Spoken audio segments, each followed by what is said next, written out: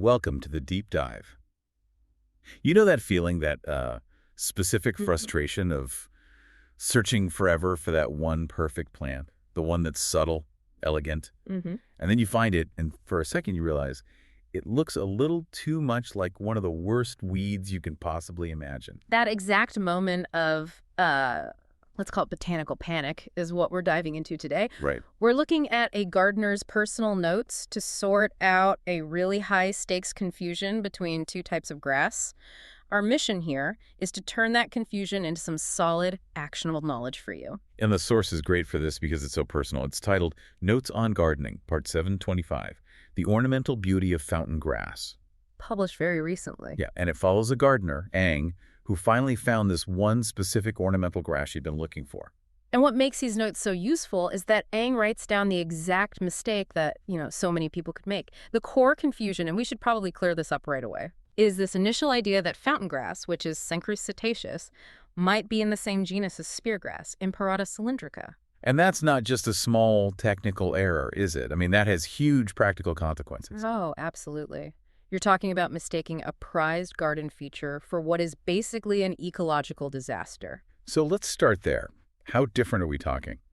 Well, taxonomically, they're both grasses, sure, but their whole strategy for survival is completely different. I think the most critical nugget of knowledge from these notes is that despite any resemblance, they are, and I'm quoting here, entirely separate plant species. Okay, so let's establish the stakes then. If we're setting the scene, fountain grass is the desired aesthetic choice, Mm-hmm. and speargrass, Imperata cylindrica.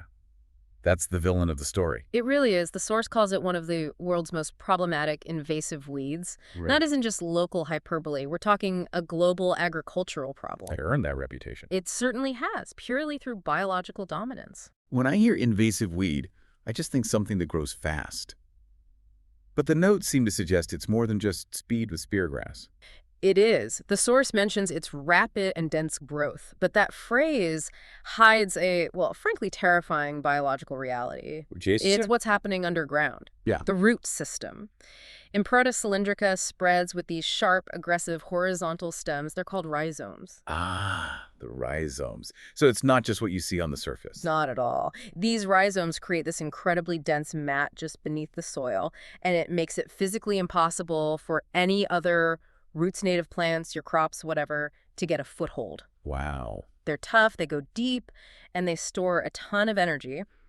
That's why just trying to clear it often fails. You miss one tiny piece of rhizome. And it just comes right back. It regenerates from that tiny piece. And on top of that, there's evidence it's allelopathic. Meaning?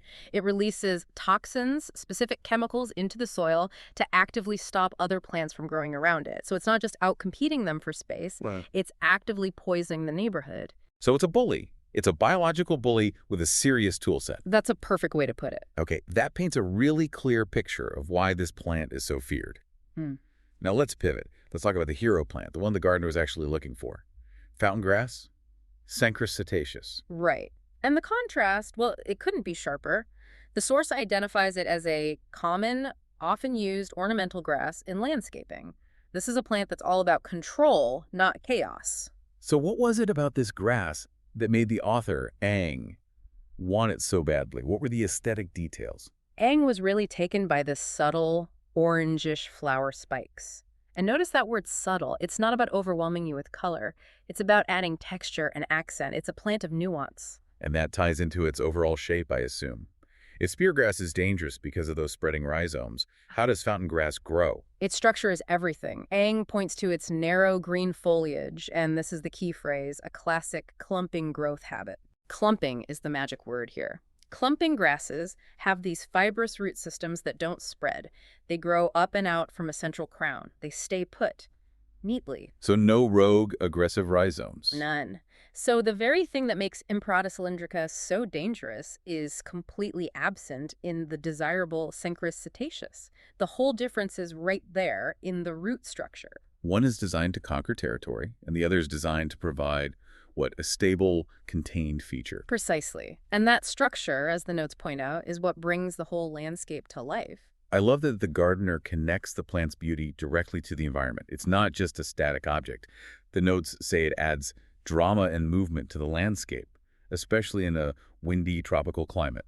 That's such a great insight, isn't it? The clumping grass with that fine, narrow foliage really comes alive in the wind. It creates this shimmering, flowing texture. It's like a living curtain that moves with the weather. Performing art almost. Yeah, exactly. It provides that dynamic interest where a more rigid plant might just look battered. And the timing mentioned in the source is interesting too. This look is particularly appealing now as we enter the year-end monsoon season.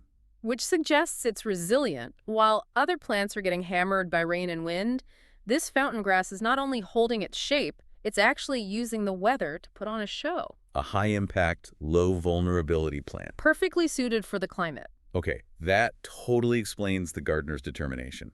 This wasn't just a casual purchase. This was a hunt for a very specific effect. And Eng's journey really grounds all this information for us.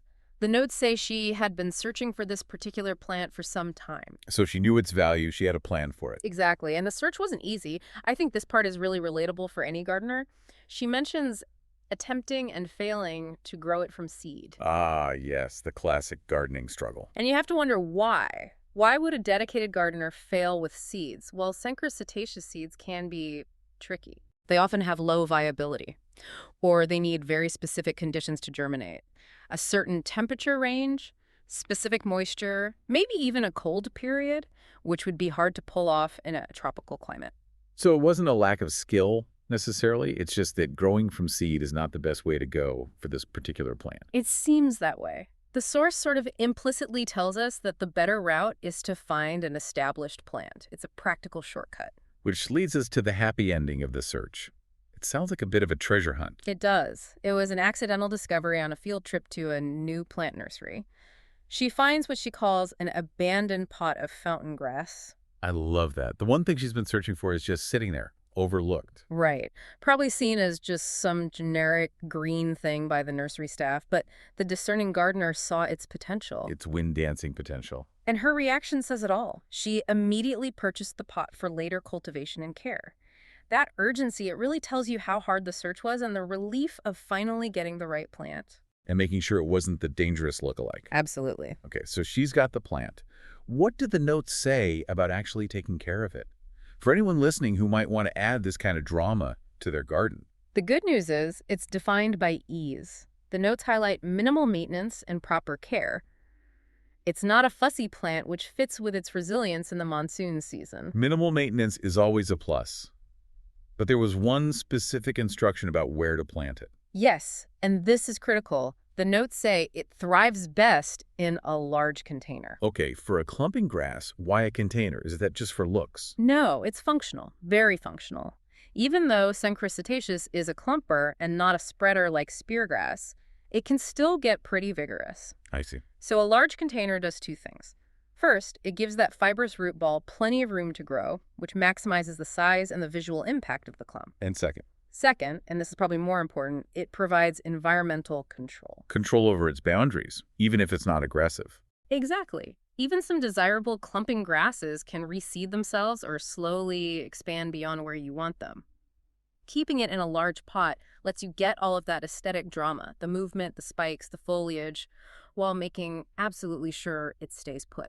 It's responsible gardening. It's the ultimate form of responsible gardening, especially with a plant that does so well in that kind of climate. That makes perfect sense.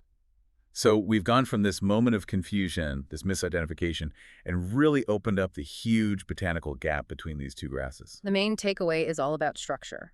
The confusion happens because, well, they're both grasses, but one, Imperata cylindrica, uses those aggressive rhizomes to just take over.